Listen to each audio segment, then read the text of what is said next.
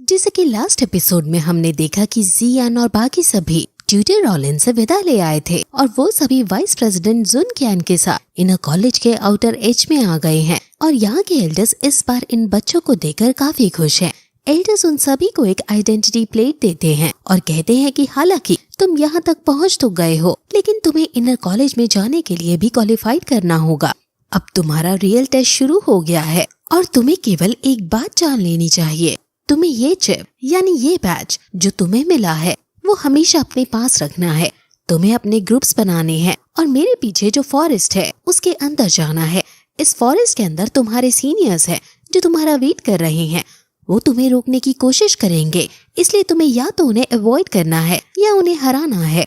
तुम्हें कैसे भी करके जंगल पार करना है और फिर तभी तुम्हें इनर कॉलेज में एडमिशन मिल पाएगा।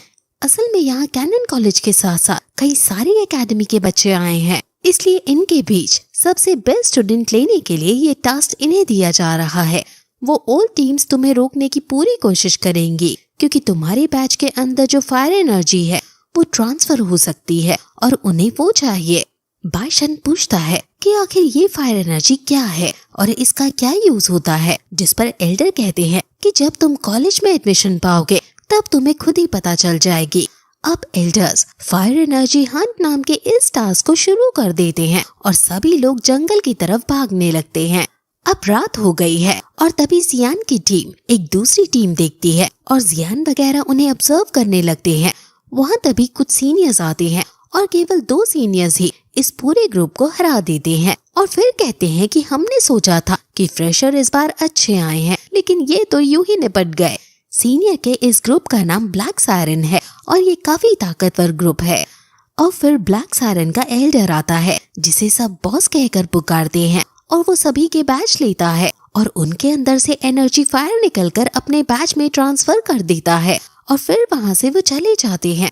अब बाइशन आगे बढ़ने को कहता है, लेकिन जियान उन्हें रोकने को कहता है क्योंकि ओल्डर टीम्स काफी शक्तिशाली हैं और अगर हम बिना सोचे समझे आगे बढ़े तो ओल्डर टीम्स हमें भी हराकर हमारी फायर एनर्जी ले लेंगी।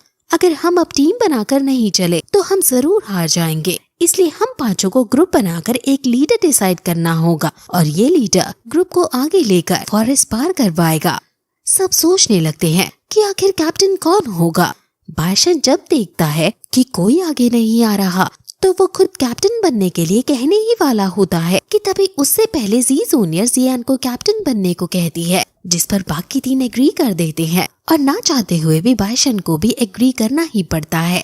जियान कहता है कि क्योंकि अब मैं कैप्टन हूँ इसलिए तुम में से किसी को भी खतरे के वक्त अकेले नहीं छोड़कर जाऊंगा, लेकिन तुम सभी को भी अपने पर्सनल मनमुटाव को छोड़कर आगे बढ़ना होगा, अदरवाइज ओल्डर स्टूडेंट्स हमको आसानी से हरा देंगे।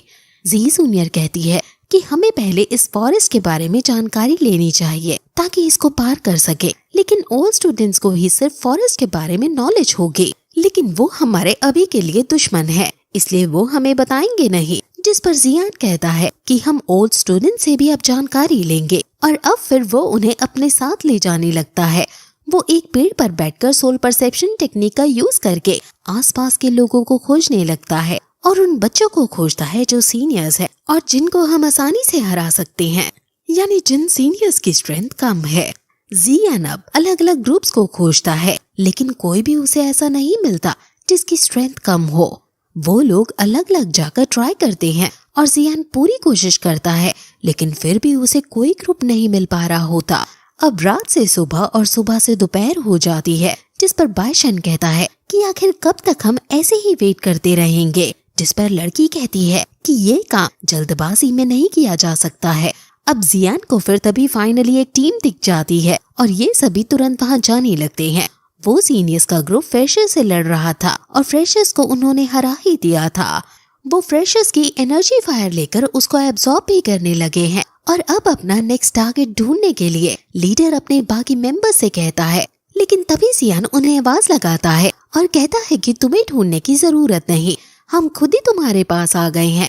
लीडर कहता है कि तुम्हारी हिम्मत की दाद देनी पड़ेगी, तुम खुद पिटने के लिए आ गए हो। जियान उनकी स्ट्रेंथ का पता लगाता है और कहता है कि ये केवल 2 मास्टर के 2 स्टार के लगभग हैं। हम और ज्यादा डिले नहीं करते हैं और जल्दी से अटैक कर देते हैं और ध्यान रहे कोई भाग ना पाए।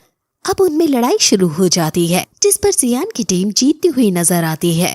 जियान लीडर से लड़ने जाता है और लीडर जियान की स्ट्रेंथ को भांपकर अपने आसपास एक मोटा आर्मर क्रिएट कर लेता है, लेकिन जियान अपनी तलवार की मदद से उसके आर्मर को तोड़ देता है और अपनी तलवार से उसके ऊपर रख देता है, जिस वजह से उन्हें सरेंडर करना ही पड़ता है। और अब जियान तलवार के दम पर उनसे पूछता है कि आखिर ये फॉरेस्ट कितना बड़ा है। वो अच्छे से नहीं बता रहे होते और कहते हैं कि बहुत बड़ा, जिस पर जियान अपनी टीम मेंबर्स को एक एक सीनियर सौंप देता है और कहता है कि इनसे अलग अलग इंटेरोगेट करो और अगर ये अलग अलग आंसर दे तो इन पर जो तुम करना चाहो वो करो, यानी 3rd डिग्री दो। अब जियान अकेले एक मेंबर से पूछता है कि इस टूर्नामेंट के कितने सीनियर्स हैं। वो डरते हुए बताता है कि यहाँ टोटल 35 सीनियर्स हैं। टोटल 5 टीम्स हैं जिसमें 7 मेंबर्स हैं। जियान पूछता है आखिर वो कितने स्ट्रॉन्ग है, क्या सब तुम्हारी तरह है या कुछ स्ट्रॉन्ग भी हैं? वो कहता है कि टोटल 3 टीम हमारी जैसी हैं, लेकिन 2 टीम्स काफी ज्यादा स्ट्रॉन्ग हैं। इन 2 टीम्स का नाम ब्लैक फ्यूरीज और व्हाइट फ्यूरीज है। ये दोनों टीम्स तुम जितनी ताकतवर हैं और उसमें कई टैलेंटेड वॉरियर्स हैं। ब्लैक फ्यूरी टीम पूरी ब्लैक है और उस टीम के कैप्टन का नाम शैती है। व्हाइट फ्यूरी टीम के सभी लोग सफेद हैं और उसके कैप्टन का नाम लौह है। व्हाइट फ्यूरी से जो भी टकराया है वो कभी फॉरेस्ट पार नहीं कर पाया है।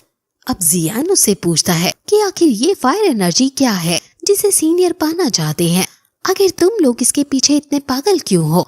वो कहता है कि इनर कॉलेज के अंदर टावर ऑफ हेवनली बर्निंग की है, जिसका यूज करके तुम्हें तुम्हारी ट्रेनिंग का दुगना रिजल्ट मिलता है, यानी ये एक तरह से तुम्हारी ट्रेनिंग कॉस्ट को कम कर देता है। इसके बारे में और अच्छे से हमें आगे पता चलेगा। दूसरी टीम मेंबर्स भी उनका इंटरोगेशन स्टार्ट करते हैं, लेकिन वो कुछ बताने को राजी नहीं थे। इसलिए पहले वू हाओ अपनी तलवार से उसे डराता है और डर डर के बताता है कि ये फायर एनर्जी एक तरह से इनर कॉलेज की करेंसी भी है और कॉलेज सभी लोगों को 7 दिन के लिए फायर एनर्जी देता है। इनर कॉलेज के अंदर फायर एनर्जी को प्राप्त करने के कई सारे तरीके हैं, लेकिन सबसे अच्छा तरीका फायर एनर्जी प्राप्त करने का ये है कि तुम इनर कॉलेज पावर लिस्ट में आ जाओ। अब ये क्या है ये हमें अगले एपिसोड में पता चलेगा, क्योंकि ये एपिसोड यहीं खत्म हो जाता है।